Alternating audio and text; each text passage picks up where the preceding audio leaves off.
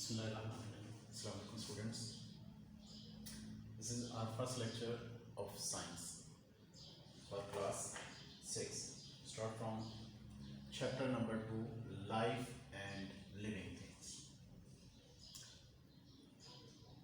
We know from previous classes that things are of two types, living and non-living.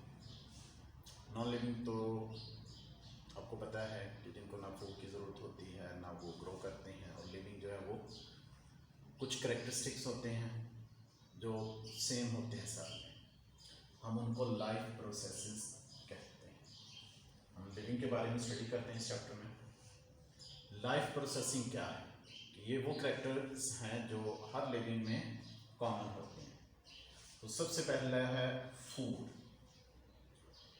तो हर living को food की ज़रूरत होती है, जैसे ह्यूमन है, एनिमल्स हैं, प्लांट्स हैं। तो फूड के बगैर हम जिंदा नहीं रह सकते। Animals feed to produce energy, तो हमें फूड की ज़रूरत होती है एनर्जी प्रोड्यूस करने के लिए। तो एनर्जी जो है वो हम डिफरेंट पर्पस के लिए यूज़ करते हैं।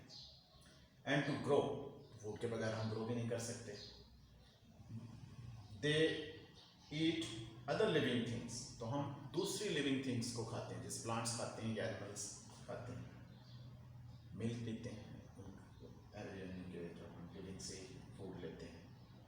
Plants make their own food by photosynthesis, तो प्लांट्स जो है वो अपनी फूड खुद प्रिपेयर करते हैं, जिस प्रोसेस से करते हैं उसका फोटोसिंथेसिस है।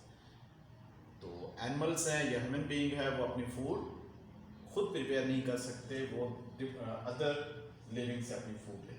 नेक्स्ट है ग्रो, तो लिविंग जो है वो ग्रो करते हैं। Animal only grow until they reach a certain height, तो एनिमल्स की जो ग्रोथ होती है वो सर्टेन हाइट पर आके रुक जाती है, जैसे हमारी हाइट है इसी तरह एनिमल्स की। लेकिन प्लांट्स जो है उनकी ग्रो कंटिन्यूस रहती है, उनकी ग्रोथ रुकती नहीं। प्लांट्स है वो grow continuously through out their life, जितने भी प्लांट की लाइफ होती है वो अपनी लाइफ में ग्रो होते रहते हैं। नेक्स्ट क्या है? एक्सक्रीशन। एक्सक्रीशन क्या है कि जब हम फूड खाते हैं, एनर्जी बनती है, तो कुछ वेस्ट मटेरियल हमारे बॉडी में आता है। उस वेस्ट मटेरियल को बॉडी से बाहर निकालना होता है, इसको एक्सक्रीशन कहते हैं। तो लिविंग एक्सक्रीशन भी करते हैं। All living things produce waste. अब पेज नंबर 17 देखो। सच एज कार्बन डाइऑक्साइड, जब हम सांस लेते हैं तो ऑक्सीजन इनहेल करते हैं और एक्सहेल करते हैं carbon dioxide. And water, carbon dioxide और वाटर हम निकालते हैं। The removal of waste from the body is called excretion, तो हम बॉडी से जो लिविंग है वो वेस्ट मटेरियल को बाहर निकालते हैं, इसको एक्सक्रीशन कहेंगे। नेक्स्ट जो है वो है मूवमेंट, तो लिविंग मूवमेंट भी करते हैं, मूव करते हैं। ये एनिमल्स में ज़्यादा है, प्लांट्स में कम। प्लांट्स अपनी बॉडी की जगह पे खड़े रहते हैं और अपवर्ड मूव करते हैं, या डाउनवर्ड होती है इनकी रूट्स। तो लेकिन एनिमल्स अपनी जगह चेंज कर सकते हैं। Animal move by using their legs, wings और फिन्स होती हैं, जमीन पर चलने वाले लेग्स होती हैं। बर्ड्स उनके विंग्स होती हैं, इसी तरह जो है फिश वगैरह उनके फिन्स होती हैं जिससे वो मूव करते हैं। Plants move by growing towards और अवे फ्रॉम समथिंग, जैसे प्लांट है ये ग्रो करेगा अवे फ्रॉम द अर्थ, इसका शूट सिस्टम होगा, और टुवर्ड्स द अर्थ इसके रूट्स।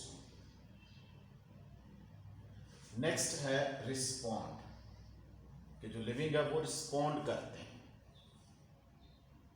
जैसे अगर आप डॉग की तरफ बॉल फेंकते हैं तो वो बॉल की तरफ आएगा, या इसी तरह हम आपस में खेलते हैं तो ये रिस्पॉन्ड हो जाएगा। Animal use their sense organs such as eye and ears to respond, जैसे हम देखते हैं उससे रिस्पॉन्ड करते हैं, खौफजदा चीज़ों से दूर भागते हैं।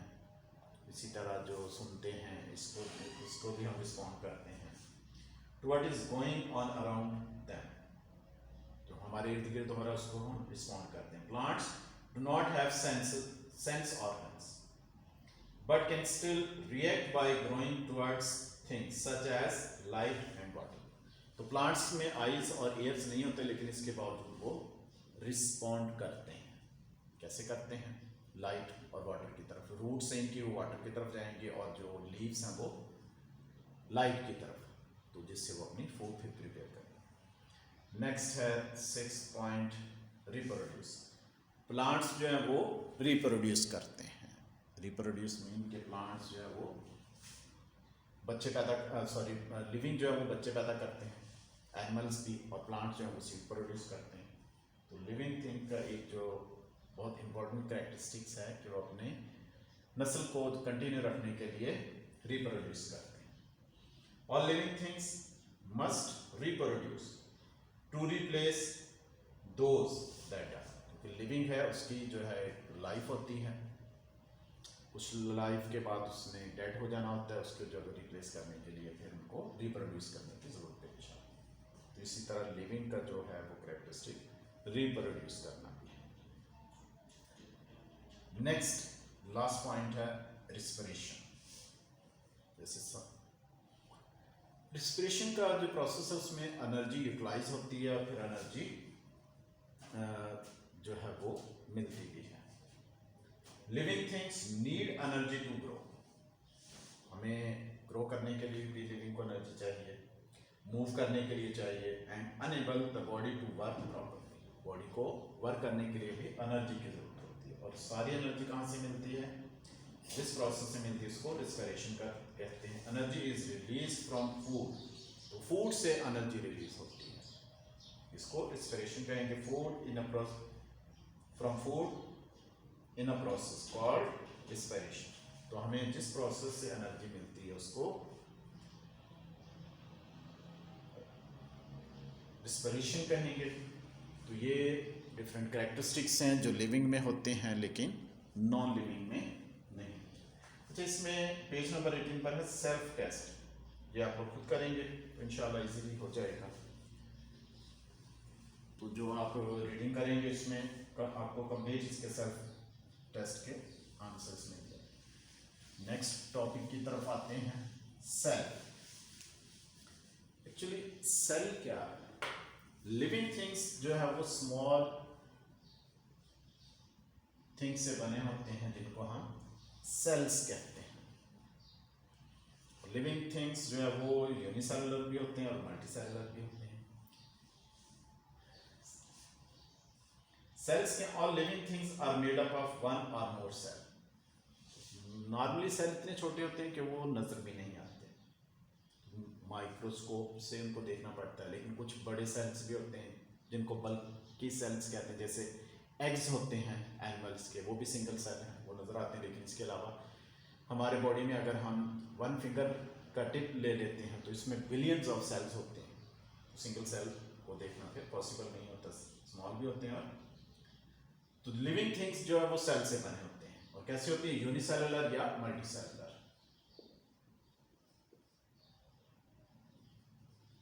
यूनिसेलुलर एंड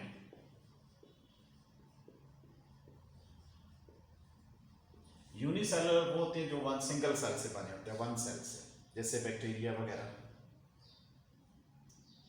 और मल्टीसेलुलर हैं वो जो एक से ज्यादा सेल से बने होते हैं, जैसे ह्यूमन आ जाते हैं, एनिमल्स आ जाते हैं, प्लांट्स आ जाते हैं।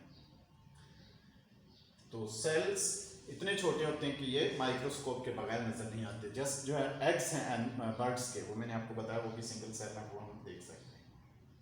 सेल्स और माइक्रोस्कोपिक। माइक्रोस्कोपिक का मतलब है बहुत छोटे होते हैं साइज में, तो माइक्रोस्कोप के बगैर हम इनको नहीं स्टडी कर सकते, नहीं देख सकते। This means they are very tiny and can only be seen by using larger because the microscope magnifies what you see. तो मैग्नीफाई का मतलब इसका साइज बड़ा करके हम माइक्रोस्कोप से देख सकते हैं। The most common type of microscope is called light microscope. Light microscope इसलिए कहते हैं कि इसको हम इसमें ऑब्जेक्ट्स को देखने के लिए लाइट यूज करते हैं। ये पेज नंबर 19 पर आप देखें, लाइट माइक्रोस्कोप की डायग्राम गिवन है। सबसे ऊपर है आई पीस है, जिसको लेंस कहेंगे। आई पीस लेंस इसलिए कहते हैं कि यहाँ से हम देखते हैं, उसके बाद नीचे देखें 3 डिफरेंट लेंस लगे जिसको ऑब्जेक्टिव लेंस कहते हैं। तो ये जिसको हम देखना चाहते हैं उस सब्जेक्ट को मैग्नीफाई करने के लिए यूज़ करते हैं। तो ये स्टेज गिवन है, स्टेज के ऊपर हम क्लिप्स लगे होते हैं, क्लिप्स के ऊपर यहाँ डायफ्राम है नीचे और ये मिरर है, इस डायफ्राम के यहाँ पर स्टेज, इसके ऊपर हम ऑब्जेक्ट को या स्लाइड की फॉर्म में रखते हैं जिसको देखना हो। तो यूज़ कैसे करते हैं तो ये हम प्रैक्टिकल भी करेंगे इंशाल्लाह। तो थोड़ा सा मैं पढ़ा देता हूँ लेकिन ज़्यादा जो आपका प्रैक्टिकली होगा जो प्रैक्टिकल आप करेंगे। The object is put on a glass microscope slide and usually covered with a cover slip. तो ये जो है स्टेज पर आप इसको रखेंगे और क्लिप कर देंगे और इसको स्लाइड, ग्लास की बनी स्लाइड होती है उससे हम इसको उस पर रख सकते हैं। The slide is placed on the stage of the microscope and held in place with the stage clips. Clips लगे होते हैं तो उससे आप इसको स्टेज के ऊपर क्लिक कर देंगे। The hole in the stage allows light. Stage के नीचे होल होगा तो ये जब लाइट मिरर पर लाइट पड़ेगी तो लाइट से जो है वो इस से पास होगी होल से और ऑब्जेक्ट के ऊपर लाइट पड़ेगी। देखने के लिए हम उसको लाइट यूज करेंगे। Next है the diagram can be diaphragm can be adjusted to allow more or less light to pass through the hole. तो इसको इस तरह एडजस्ट करेंगे कि लाइट जितना अगर अपनी रिक्वायरमेंट के मुताबिक कम या ज़्यादा इसमें यूज़ कर सकते हैं। नेक्स्ट है light shines through the object and into objective lens, उसको लाइट अप करेगी। Light pass from the objective lens through the eyepiece. तो यहाँ से फिर अब पेज नंबर 18 पर देखें, आई पीस में लाइट आएगी तो हमारी आंखों में, क्योंकि जब हमारी आंखों में लाइट आएगी तो हम उस ऑब्जेक्ट को देख सकते हैं जो जिससे लाइट आ रही है। And into your eyes the focus knob, ये देखें फोकस नॉब बनी हुई है पेज में ये लेफ्ट साइड पर, तो इसको हम एडजस्ट करेंगे फोकस करने के लिए, मूव करेंगे।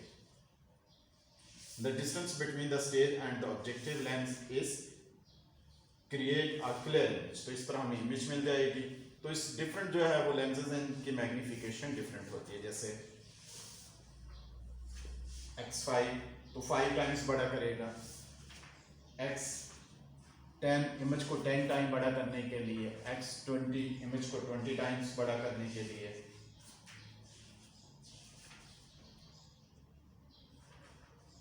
तो इसमें यार का आपका टॉपिक कंप्लीट हुआ। इंशाल्लाह नेक्स्ट दिन हम कंटिन्यू रखेंगे। इसमें आपने जो है वो क्वेश्चंस क्या बना सकते हैं। क्वेश्चन आप पहला बना सकते हैं, लॉन्ग क्वेश्चन है, राइट द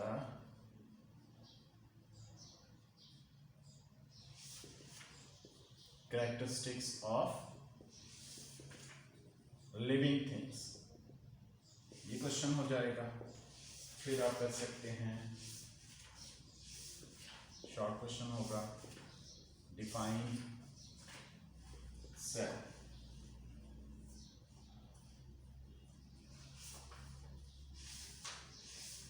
एक और क्वेश्चन बन सकता है, राइट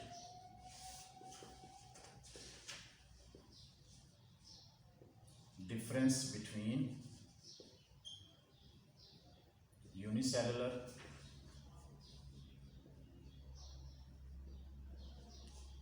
and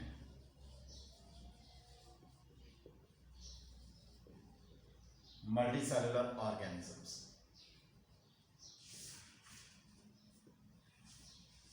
तो ये आपके 3 क्वेश्चंस होंगे, इनके आपने आंसर फाइंड आउट करके लिखना है। आज का हमारा लेक्चर कंप्लीट हुआ। Thank you. Allah Hafiz.